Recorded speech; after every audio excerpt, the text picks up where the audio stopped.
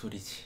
라카 여러분 안녕하십니까? 락소입니다. 여러분 아까 그 소리 기억하세요? 옛날에 컴퓨터 킬 때 부팅음이죠. 정확히 말하면 윈도우 XP의 부팅음이었는데 저도 어린 시절 이 부팅음을 듣고 정말 많이 설렜던 것 같습니다. 그때는 왜 일단 컴퓨터 켜지기만을 기다리기도 했고 컴퓨터 키면은 이제 완전 내 세상이다, 게임할 수 있는 시간이다 보니까 몰래 키기도 했고 이 소리만 들으면 약간 추억으로 돌아가는 듯한 느낌이 있는 것 같기도 해요. 근데 아마 연배에 따라 조금씩 다르게 하겠죠. 윈도우 95 소리를 기억하시는 분들도 계실 거고 윈도우 98, 윈도우 2000, 비스타, 윈도우 7이나 10을 오히려 기억하시는 분들도 계시겠죠. 갑자기 이렇게 윈도우에 대한 이야기로 시작하는 것은 오늘 여러분들께 소개해드릴 책, 이 저자가 돌려 말할 필요 없이 빌 게이츠이기 때문입니다. 오늘 소개해드릴 책 얼마 전에 전세계 동시 출간된 빌 게이츠의 소스 코드 더 비기닝입니다. 세계인의 삶을 바꾼 테크놀로지의 거인, 혁신적인 비즈니스 리더즈 자선사업가 빌 게이츠의 첫 회고록, 빌 게이츠. 네, 바로 그 빌 게이츠죠.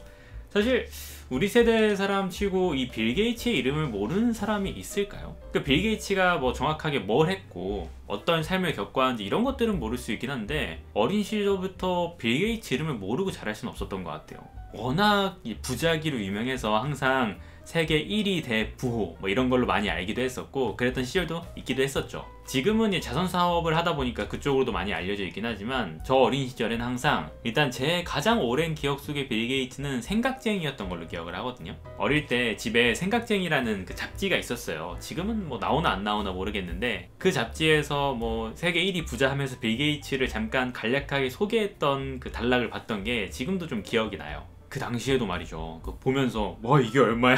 아니 이렇게 많은 돈을 사람이 갖고 있다고? 이런 생각을 자주 했었는데 사실 지금 빌 게이츠가 세계 1위 부호는 아니라고는 하지만 여전히 말도 안 되는 돈을 갖고 있긴 합니다. 지금도 대략 따지면은 1300억 달러 이상 갖고 있다고 하고요. 그리고 이제 게이츠 멀린다 재단에 그간 기부해온 금액도 500억 달러가 넘는다고 해요. 와, 진짜 어마어마한 돈이죠. 이런 이야기 들을 때마다 나 조금만 주지라고 생각 안 해본 사람 있나요? 다 똑같이 생각해봤죠. 자, 이렇게 우리의 기억 속에는 부자 빌 게이츠 정도로 많이 인식을 되어 있고 저도 어린 시절의 생각쟁이를 통해서 그런 식으로만 인식이 되어 있긴 한데 오늘 소개해드릴 책이 바로 소스코드, 빌 게이츠의 소스코드는 빌 게이츠의 어린 시절부터 그의 유년 시절부터 마이크로소프트 창업 시기까지를 다루고 있습니다. 생각해보면 빌 게이츠 이름을 많이 듣고 살아오긴 했지만 그냥 마이크로소프트의 상품들, 그러니까 윈도우에 대한 기억들이 많지 이 빌 게이츠의 개인의 삶에 대한 기억들은 아무래도 많이 들어보지 못한 것 같긴 해요. 제가 이제 관심이 좀 덜하기도 했었고요. 근데 이 작품은 빌 게이츠 진짜 유년 시절부터 저학년부터 대학교 그리고 마이크로소프트 창업까지 가는 거잖아요. 이 이야기 읽으면서 의외로 되게 재밌게 읽긴 했어요. 왜냐면 그래, 나에게 너무나 친숙한 인물, 우리에게 정말 이름을 잊을 수 없는 너무나 친숙한 이 빌 게이츠가 어떻게 자랐는지, 또 어떤 삶을 겪어왔고 어떤 일들을 뚫고 지나오면서 지금의 마이크로소프트를 시작하게 되었는지 이런 과정을 보는 것 자체가 즐겁긴 하더라고요. 또 한편으로는 그거 자체가 빌 게이츠랑 저랑 분명 나이 차이가 있긴 하지만 우리 시대의 역사이기도 하잖아요. 내 어린 시절 컴퓨터 부팅음을 책임졌던 빌 게이츠, 마이크로소프트, 그런 것들을 감안하고 읽으니까 상당히 좀 재미있게 읽히기도 했습니다. 앞서 말씀드린 것처럼 이 책은 정말 빌 게이츠의 세세한 삶을 다루고 있어요. 어린 시절에 어떤 학교를 갔고 거기서 어떤 학우들을 사귀었고 켄트라든지 폴이라든지 나중에 이제 마이크로소프트를 같이 창업하기도 하죠, 폴은. 이런 10대 때부터 이들과 어떤 교우 관계를 갖고 어떤 취미를 갖고 살아왔고 동시에 컴퓨터라는 게 새로 등장하면서 이것들을 프로그래밍 하는데 정말 미쳐가지고 진짜 믿을 수 없을 정도로 한 달에 600시간 이상을 컴퓨터실에서 밤을 새워가면서 코딩을 했던 이야기들, 사실 읽으면서도 미친 사람 아닌가 생각이 들 정도였거든요. 지금처럼 컴퓨터가 집집마다 있는 시대가 아니었잖아요.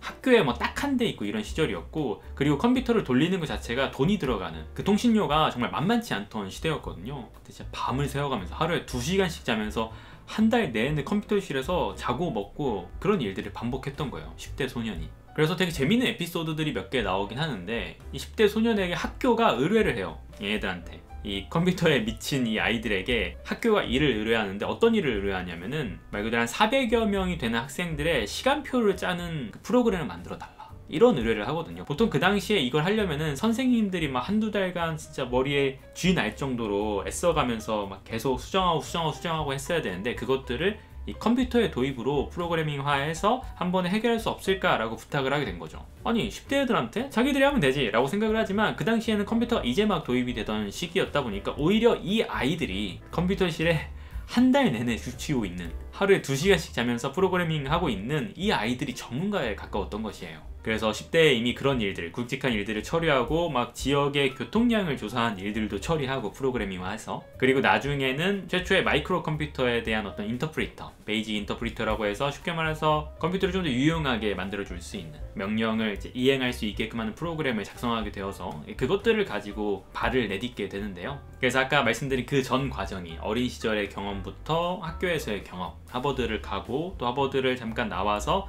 마이크로소프트를 차리기까지의 그 과정들, 저는 사실 이름을 잘 몰랐지만 뭐 알테어 8800이라든지 그리고 PDP-10이라는 컴퓨터라든지 이런 것들에 대한 이야기도 듣는 것도 상당히 흥미롭긴 했었습니다.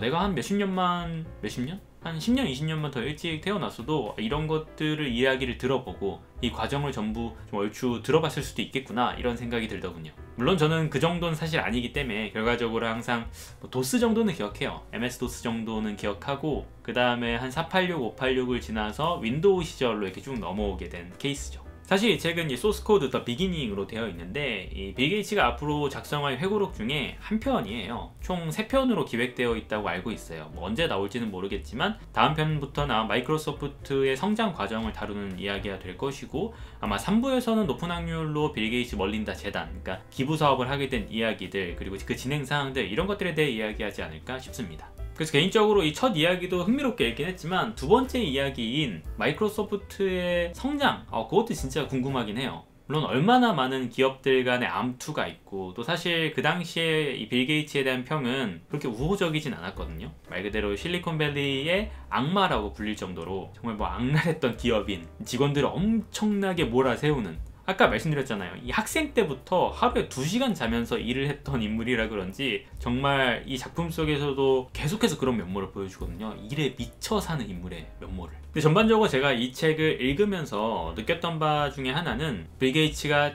정말 똑똑한 인물이고, 그러니까 머리가 비상했던 것은 분명한 것 같고요. 그리고 동시에 좋은 집안에서 자랐어요. 그러니까 모든 것이 어느 정도 풍족한, 부모님이 아낌없이 대줄 수도 있고, 어떤 일이 일어났을 때는 항상 뒷배가 든든한 상태에서 자라기도 했습니다. 가정 환경이 너무 좋았던 것 같아요. 쉽게 말해서 뭐 엘리트라고 보면 되겠죠. 그렇게 비상한 머리, 적절한 가정 환경, 거기다가 빌 게이츠의 개인적 특성, 자신이 좋아하는 일에 있어서는 미쳐버리는 그 특성. 학창시절의 이 예시들만 봐도 빌 게이츠는 딱히 뭐 공부를 처음에 좋아했던 것도 아니고 잘했던 것도 아니에요. 왜 딱히 관심이 없었거든요. 근데 어느 순간부터 공부를 좀 해야겠는데? 라고 생각하니까 바로 1등을 찍어버리는 조금 뭐 괴짜 같은 인물이라고 보시면 되겠죠. 자기가 집중하고 싶고 관심 있는 분야에서는 정말 엄청난 능력을 발휘하는 인물이긴 합니다. 이야기를 듣다 보면 무슨 초인 같기도 해요. 그리고 확실히 깨닫게 돼요. 나는 안 되겠다. 사실 이 작품은 경제경영서로 분류가 되기도 하고, 빌 게이츠의 성공담을 들으면서 어떤 동기부여도 얻고, 그가 어떻게 성공을 하게 되었는지 이런 것들을 보는 이야기라고 생각하실 수도 있지만, 제가 느끼기에 이 책에서는 특별히 어떤 성공 비법을 말해주진 않아요. 그러니까 작품 속에서 막 나 빌 게이츠, 당신도 이렇게만 따라하면 부자가 될 수 있어, 이런 이야기는 하지 않거든요. 정말로 그런 이야기는 전혀 하지 않고 오히려 자연스럽게 자신이 어떤 일들을 맞닥뜨려 왔고, 그때마다 어떻게 분투하면서 해결해 왔고, 그게 어떤 결과로 예상치 못하게 이어졌으며 이렇게 지나서 왔다는 것 정도만 이야기해줘요. 그러니 마치 이제 자기계발서 같은 구체적인 지침,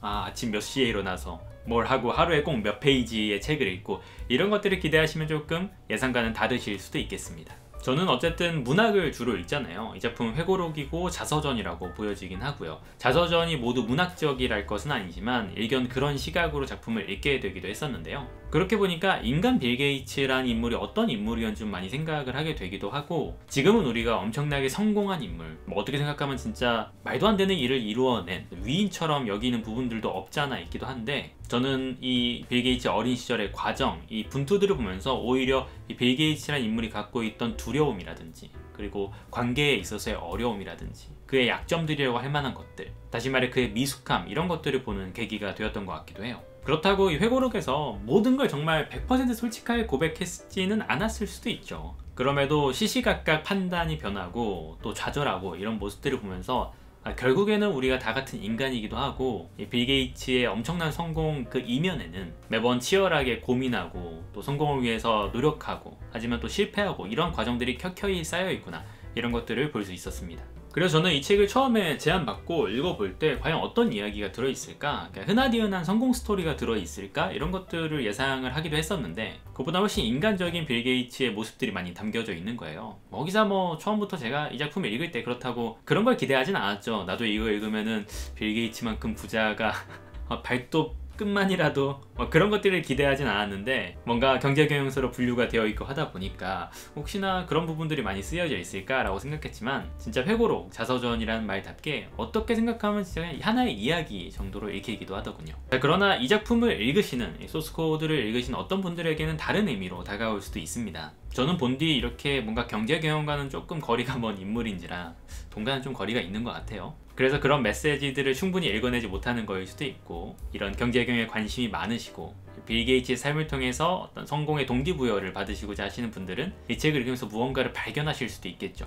근데 높은 확률로 그거를 발견하게 된다면은 하루에 2시간씩 자면서 일하는 거 말고 그 정도의 미친 열정을 가지고 있어야지만 무언가를 할 수 있다는 그런 뼈아픈 진실을 발견하게 되지 않을까 싶기도 한데, 여러분들이 이 작품을 읽게 되시면은 어떤 것을 발견하게 되실지 궁금하기도 하네요. 이렇게 말씀드린 것처럼 꼭 성공에 대한 열망 이런 것들이 아니어도 빌 게이츠란 인물에 대한 관심 때문에도 한번 읽어볼 만한 작품이긴 한 것 같습니다. 앞서 말씀드린 것처럼 아마 이후에 2작품이 더 나올 것으로 생각이 되는데, 그 이후에 나올 마이크로소프트의 성장 과정이 상당히 궁금하긴 해요. 워낙 이런저런 말들이 많았던 시기라서 얼마나 솔직하게 이야기해 줄지 모르겠는데 되게 재미있는, 이제서야 듣게 되는 후일담 같은 것들이 있지 않을까 싶거든요. 또 그 이야기는 이 이야기를 읽어야지 어느 정도 맥락이 쌓이는 부분도 있을 것이고요. 자, 이렇게 장안의 화제작이죠. 빌 게이츠란 이름이 딱 들어간 순간부터 화제가 아닐 순 없는데, 오늘 이렇게 여러분들께 빌 게이츠의 소스코드 한번 소개해 드려 보았습니다. 분량이 한 500쪽 정도로 길긴 하거든요. 근데 제가 읽을 때는 길다는 느낌은 전혀 못 받았어요. 그러니까 물론 많은 인물들의 이야기, 낯선 이야기들이 섞여 있긴 한데, 기본적으로 아까 말씀드린 대로 이야기처럼 느껴진다고 했잖아요. 자서전이다 보니까. 그래서 의외로 그냥 하나의 이런 빌 게이츠란 인물의 소설을 읽는 듯한 느낌으로 되게 편하게 읽었던 것 같습니다.